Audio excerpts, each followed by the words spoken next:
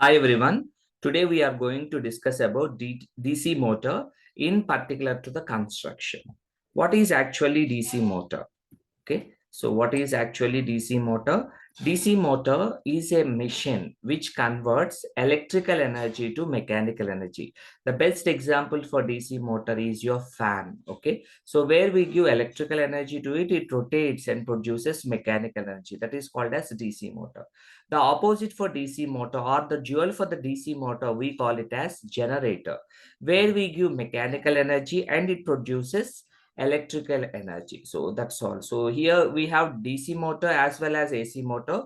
So which works with DC supply is called as DC motor, which works with AC supply, which is alternating in nature, is called as AC motor. And now this is how the DC motor looks like. All of you can see here. Here this is the shaft, and after that we give the supply here. Whenever we give electrical supply here with the connections present here, the shaft rotates actually. So this is one of the example. And where are DC motors basically used? DC motors are mostly used in industries. So mostly in ginning industry, in cement industries, they have been using in the olden days. And here you can see this is your shaft actually. This is the shaft which rotates, where we give electrical connections here. And this is a kind of a small DC motor which is used for doing projects, mostly for robotics or rotating something. We use this, and it works with very less voltages actually. And after that, let us come to our own thing, which is construction. So DC motor has all these things. The first thing which you have to remember is the stator. The stationary part which doesn't rotate is called as stator, and the rotating part which is present in the motor is called as rotor. And in the stator, we have pole, yoke, actually, poles, and field winding. And later in the rotor, we have armature winding, commutator, and brushes. So these are the basic things which you have to know when you have to study about the construction of DC motor.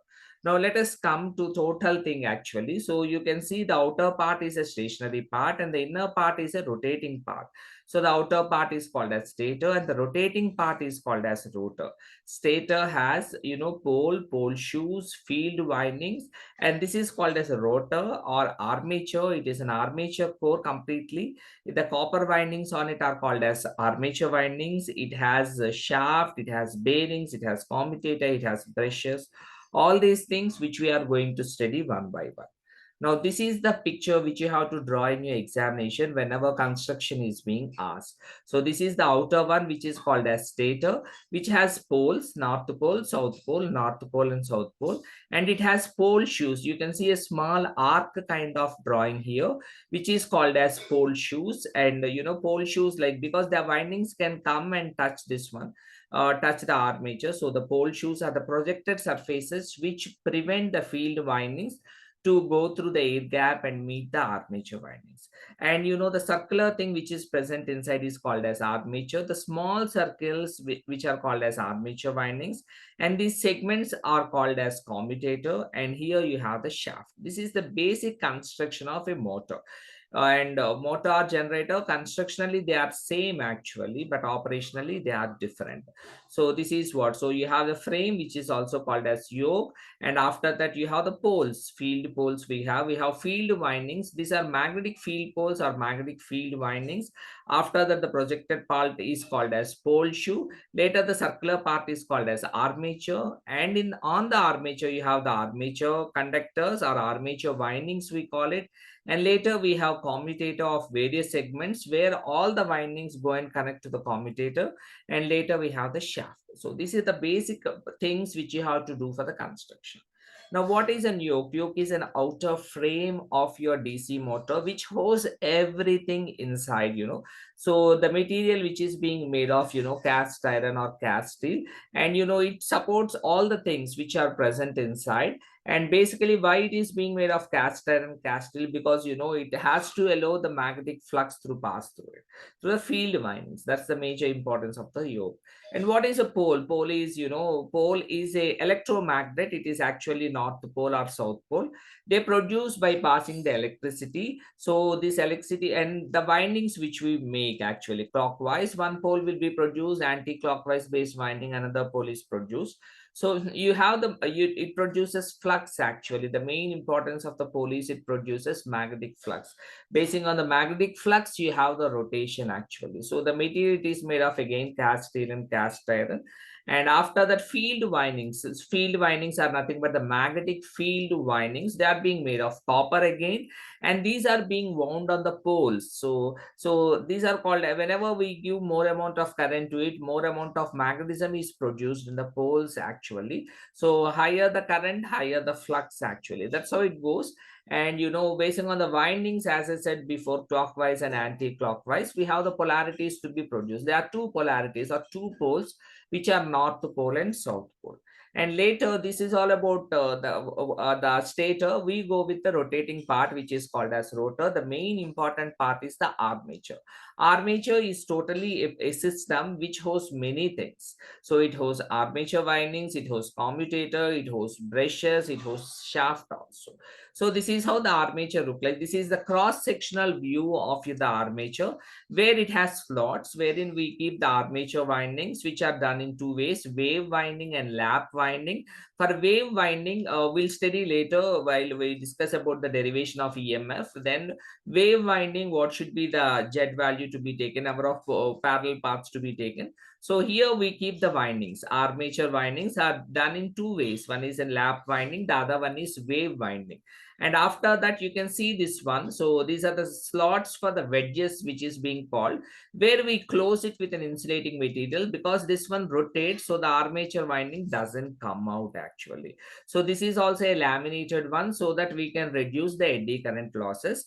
And the armature is totally made up of a ferromagnetic material, and it is free to rotate. Stator and rotor, they are separated parts, and between stator and rotor we have air gap actually, which is very important. So stator and rotor are not connected together, they don't connect at all. They are being separated by a small air gap. So this air gap, because of the bearings, they start rotating actually. Okay, and this is all about the armature windings. They are again being made of copper, and these armature windings, they conduct the current actually. So whenever I give current, so at the brushes, they pass to the commutator and they'll go to the armature winding, or the vice versa way for the motor. Okay, I give electrical energy. So whenever I give electrical energy, I give them to the brushes to the commutator to the windings. So they conduct the current, and they produce torque. They rotate actually. These are they are torque actually. So, and also they produce EMF actually. They are being made of copper. And armature windings are done in two ways. One is lap winding, the other one is the wave winding, which they are being made of. Commutator is the one where we have done the windings. All the windings are connected to the commutator, which is in the segment form. The word segment is very important. And the main important of the commutator, which is written here, is it periodically reverses the current. It makes the AC value to DC value. All of you know AC is a sinusoidal waveform mostly, which has positive half cycle and negative half cycle. But this negative half cycle will be made as positive half cycle. This is just like a switch. Commutator is just like a switch, which periodically reverses the current, and it produces fully rectified sinusoidal waveform. So it is also made up of copper, but it has many segments. The word segments matters a lot in the commutator. And later, this is how the commutator requires. So these are various segments. All of you can see the armature windings come and connect to all the segments. You can see n number of copper segments here. This is how the commutator looks like. And finally, this is all your armature windings are connected. You can see all the armature windings are connected to this commutator. This is how the commutator looks like. It has various segments. Okay, and this commutator is connected to the brushes. The brushes, they are the connecting points to the commutator. So these brushes are being made of carbon, and they are graphite actually. So the soft part of the carbon is graphite. So they are being made of graphite because graphite is the best conductor. So in order to conduct the current and connect to the commutator to the armature windings, these brushes play a very important role. As they are connected to the commutator, which is rotating, there is a wear in in the brushes. So periodically we checked out whether the brushes have been completely weighed and we replaced the new brushes actually. So these are the brushes. So you can see here, this is one of the commutator segments through which this gray color brushes are being connected. So commutator and brushes. So these are how brushes are being connected. And you can see here, this is your commutator and this is your armature. Our armature windings are connected to the commutator. You can clearly see here, you can see the brushes actually. And this is called as a brush holder. So, though it looks very tough for you, these are the brushes actually. This is how it is being made of graphite. And there is a spring which pushes it actually. Whenever there is a wear is there, it pushes it towards the commutator so that there is a contact with the commutator. So how this, because you might be feeling it to be difficult. So whenever you represent it in the circuit, the caps on the circle is actually an armature representation and the caps on the circle represents your brushes. Okay, they should be very small when compared to the armature, very big, because they are very small things. So that is how the brushes are being represented. And finally, this is your complete armature where you have slots and where it is being closed by the gray surface. You can't see the copper winding because it is being closed. And after that, you have the windings which are connected to the commutator. And from beginning to end, we have the shaft actually. And the commutator are connected to the brushes. So with that, I conclude the construction of your DC motor. Okay, clear? So you have to write about the stator. You have to write about the different parts in the stator. Later, you have to write about rotor and also different things present in the rotor. So thank you very much. And draw for the construction, you have to draw the diagram and explain it. Draw the diagram and explain it. That's how the construction makes a meaning whenever you write answer to the questions. So with that, I'll stop the recording. So thank you all.